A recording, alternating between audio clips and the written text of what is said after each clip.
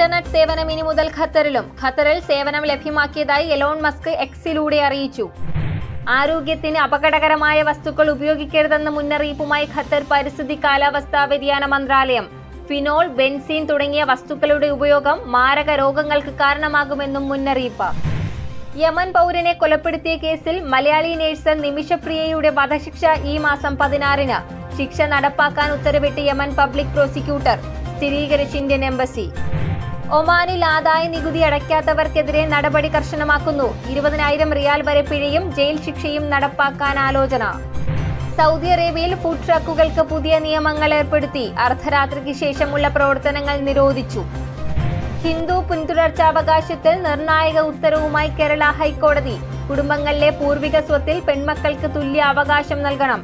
1975-ലെ കേരള കൂട്ടുകുടുംബ വ്യവസ്ഥ നിർത്തലാക്കൽ നിയമം നിലനിൽക്കില്ലെന്നും കോടതി.